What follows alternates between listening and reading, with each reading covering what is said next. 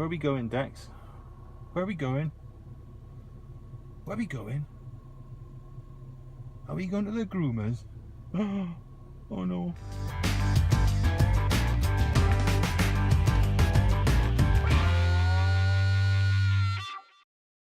Well, good morning, and a bit of a change today. I'm not recording this on my Fujifilm X-T20. Instead, I'm recording it on my X-T2.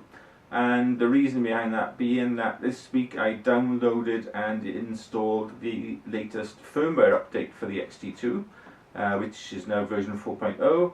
And that gives me the ability to record a flat F-log profile to the SD card. And not, as before, having to use an external recorder. Now, I don't know what any of that means. I'm not a video person, but I understand that I'm going to have to do some post-processing work now to this video, to color grade it and to add some contrast or whatever. I probably will never ever use it again because it takes up so much space on my computer. And my iMac is now nearly 6 years old, and I don't think it's going to like 4K, so I may end up editing this on my newer MacBook Pro, but anyway, that's by the by. The new firmware release brought a couple of new features to the X-T2 video. You got the F-log recording, and you've also now got the ability to record at 120 frames per second at 1080p, and I might try that out later. There's a couple of other things as well, can't remember what they are. And for stills photography, the autofocus algorithm has been rewritten to make it a bit quicker in low light situations. Again, not usually a problem for me because I'm a landscape photographer. And also, what else is there? Oh yes, which is quite interesting, is inbuilt focus bracketing. Now I do use this as a landscape photographer.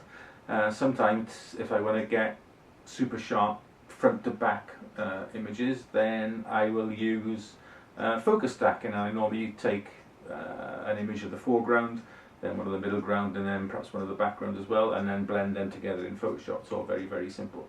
Photoshop does it all for you. Yeah, so I'm looking forward to trying that out. Anyway, this week's video is not about the firmware update, that's just a bit of housekeeping, but instead is about the Fujifilm MCEX-16 macro extension tube. I did say in last week's video that I was going to pick one of these up with some of the cashback money that I saved on my 55-200 lens, and the camera shop rang me on Tuesday and my extension tube was in. So I went to collect it, and I've been trying it out. Now the main reason I got this is because when I switched from Nikon to Fuji, one of the lenses that I missed the most was my 105mm f2.8 macro Nikkor lens, an absolutely gorgeous, beautiful, beautiful lens. And I got the Fujinon, whatever it is, 60mm f2.4 macro lens.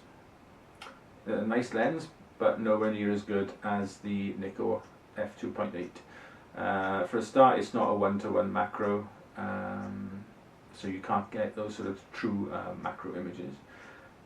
It's a bit slow to focus, but I don't like that anyway. But anyway, I thought rather than spend £1,100–1,200 on Fuji's 80mm macro lens, I'd get one of these extension tubes instead and try it out on the 60mm lens and see how it works. In usual Fuji style, the tube is very, very well made out of metal and bits of stuff, and it fits on the lens very, very easily. You just line up the two red dots as usual, whack it on, and there it is. You have the 60mm lens with the extension tube on it. I'm going to pop some images up on the screen now while I talk about this lens. What I have found is that when using it with a 60mm lens, it doesn't really make much of a difference to the closest focused distance. I think that went from 27 centimeters down to 24. well, where it did make a difference was in the magnification of the subject. It's much more a true one-to-one macro image now. I'm sure you can see that the differences on screen. And then when using it with the 200mm lens, it took the closest focusing distance down from 105 centimeters, I think, down to 78. So it did make a bit of a difference there. What I have found is that it pretty well renders your lens useless for anything else, because it will no longer focus on distant objects when this is attached. So you can't focus to infinity. You can't even focus beyond a couple of feet with this, or a few feet with the 200mm lens. So it's pretty well a specialist bit of kit. You're going to use this for macro.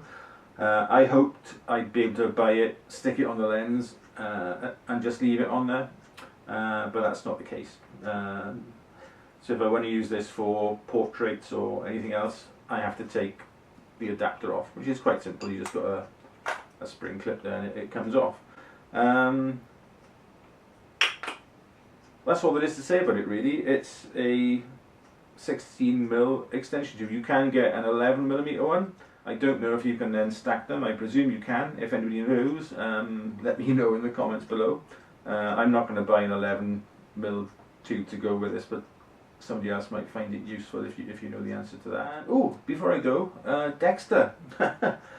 Dexter's gone to the groomers today. So at the start of this video, I put in some before footage of him with his very long, shaggy, hippie-ish coat that he's wearing at the moment, and I can't wait to pick him up, because when I see him at the end, he'll be all neat and tidy. So after I've picked him up, I'll pop up a little video of him with his new summer coat on.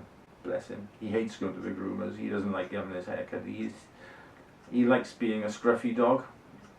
Whenever I brush him, he immediately shakes it all back, so he's looking all scruffy and shaggy again. But with the summer coming, we always get him get his hair thinned out for him now, so that he's a bit more comfortable in the hopefully in warmer months. Anyway, that's me rambling on, sorry. As usual, I hope you found this useful, and we'll see you again very soon. Thanks for watching. Bye bye. I can laugh when things ain't funny. Happy-go-lucky me. Yes, I can smile when I ain't got no money. Happy-go-lucky me. It may sound silly, but I don't care. I've got the moonlight, I've got the sun, I've got the stars above. Me and my sweetie, well, we both share. Slappy-go-happy, happy-go-lucky love. Well, life is sweet, yes, sweet as honey. Happy-go-lucky me.